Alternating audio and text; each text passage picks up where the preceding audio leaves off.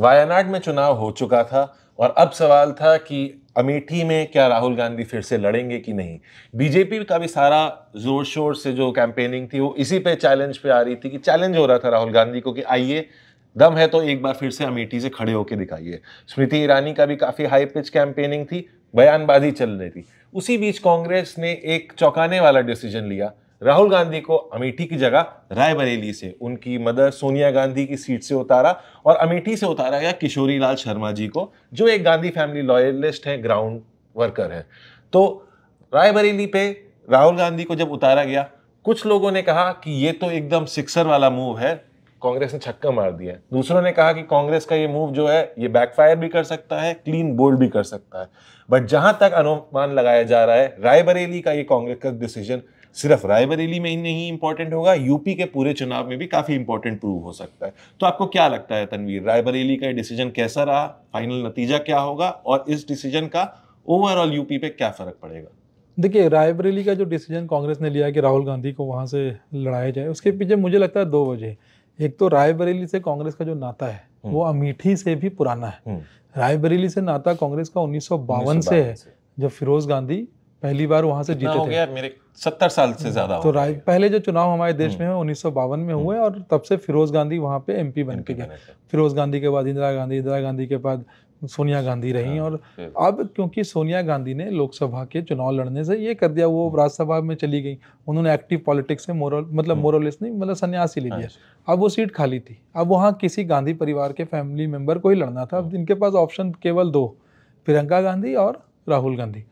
तो इन्होंने एक स्ट्रेटेजिक डिसीजन लिया और ये मतलब जो सोर्सेज से हमें खबर मिली कि कांग्रेस चाहती थी प्रियंका लड़े, लेकिन प्रियंका ने ये आर्गूमेंट दिया कि अगर एक ही परिवार का 3 आदमी पार्लियामेंट में चला जाएगा, मतलब सोनिया ऑलरेडी हैं, और अगर राहुल जीत के आ जाते हैं वायनाड से या अमेठी से या दोनों जगहों से, और अगर मैं यहाँ से जीतती हूँ, तो फिर वो मतलब नेपोटिज्म और ये जो होता है कि भाई डायनेस्टी की वो वाली परिवारवाद वाली बात आ जाएगी। तो इसलिए उन्होंने बोला कि मैं नहीं लड़ूंगी और मैं लड़वाऊंगी। तो फिर ये डिसीजन हुआ कि भाई ठीक है, ये राहुल गांधी को यहाँ से लड़ाया जाए। और एक तो वजह ये रही, दूसरी वजह ये भी थी कि कांग्रेस ये नहीं चाहती थी कि ये राहुल गांधी वर्सेस स्मृति ईरानी की फाइट हो जाए, तो इसलिए उन्होंने अमेठी से उनको वो इररिलेवेंट करने के लिए वहाँ से निकाल के यहाँ ले आए।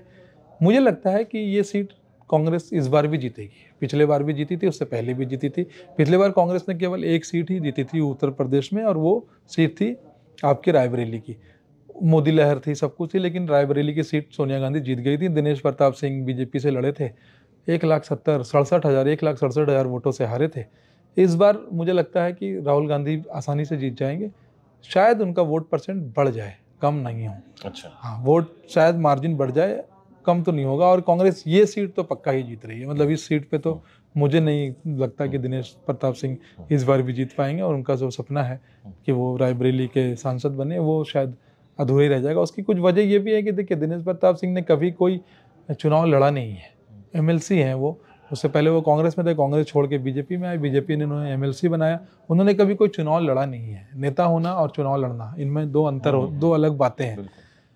प्लस हाँ ठीक है, बीजेपी ने बहुत अच्छी कैंपेनिंग की, अमित शाह गए थे उनके लिए कैंपेन करने, रायबरेली अमित शाह भी गए, योगी भी गए। लेकिन प्रियंका गांधी ने जिस तरीके से कैंपेनिंग करी, तकरीबन आप ये समझ लीजिए कि 6 मई से वो तकरीबन 18 दिन तक वो रायबरेली में टिकी रही, बिल्कुल वहीं कैंप कर दिया उन्होंने, बाकी सारे अपनी रैलीज कैंसिल कर दी, वहीं रही वो। और वो रायबरेली अमेठी दोनों जगहों को उन्होंने संभाला। दिन में 15-15, 20-20 सभाएं की, लोगों से मिली। जो हम लोग रायबरेली होके आए, वहाँ पे रहे, हम लोग लोगों से मिले, बात करी। जो हम लोग को एक बात समझ में आई थी, एक तो ये कि गांधी फैमिली का अच्छा वहाँ पे रेपुटेशन है, प्लस ये कि भाई अगर उनके परिवार का कोई हमसे मिलने आ जाए तो हम तो बहुत बड़ी बात हो जाएगी। तो प्रियंका ने कहीं ना कहीं ये वाला पल्स, उन्होंने लोगों की नब्ज पकड़ी और लोगों से वो मिलने गई। तो ये फायदा कांग्रेस को आई थिंक रायबरेली और अमेठी इस बार दोनों में होने वाला है। और रायबरेली मेरे ख्याल से कांग्रेस जीत आई थिंक रायबरेली कांग्रेस एक चीज एग्जिट पोल भी ऐसा ही दिखा रहे हैं, एग्जिट पोल भी दिखा रहे हैं, जो हमें भी एग्जिट पोल से पता चला है, बट पार्टियों को थोड़ा पहले भी अंदाजा हो जाता है। बिल्कुल। वायनाड में राहुल गांधी जब पिछली बार जीते 2019 में, तो 64% वोट शेयर से जीते थे। बट इस बार के वहां के एग्जिट पोल बोल रहे हैं कि उनका वोट शेयर जो है काफी गिर सकता है, 50% के आसपास। तो इस नजरअंदाज से आपको क्या लगता है, क्या ये फैक्टर, पार्टियों को तो पहले ही अंदाजा लग भी जाता, तो काम किया होगा इस बात में राहुल गांधी को रायबरेली? नहीं, देखिए ये कोई फैक्टर नहीं है। आखिर गांधी फैमिली को और कांग्रेस को अगर उत्तर प्रदेश में खड़ा होना है तो उनको तो सीटें चाहिए वहाँ पे। और लेकिन ये एक सेफ सीट है। हाँ, ये सेफ सीट है। देखिए हर कोई अपना सेफ सीट ही चुनता है। मैं उस दिन किसी कांग्रेस के लीडर का वो सुन रहा था, उन्होंने बोला कि अगर बीजेपी में इतने बड़े लीडर हैं तो वो आके क्यों नहीं वायनाड से लड़ लेते, ये क्यों नहीं तमिलनाडु से लड़ लेते।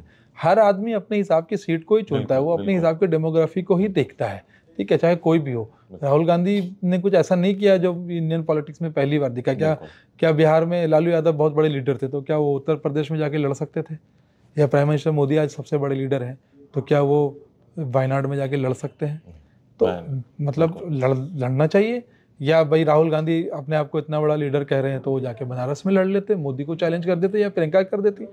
तो राजनीति ऐसे नहीं होती। राजनीति जो होती है, देखिए राजनीति ये नहीं है कि उसने हमें चैलेंज किया और हम उसमें भिड़ गए, नहीं। राजनीति तो अपने हिसाब से अपनी चाल चलनी है, वो नहीं देखना है कि सामने वाला आपको क्या कह रहा है। वो राजनीति नहीं होती, वो तो पहलवानी होती है।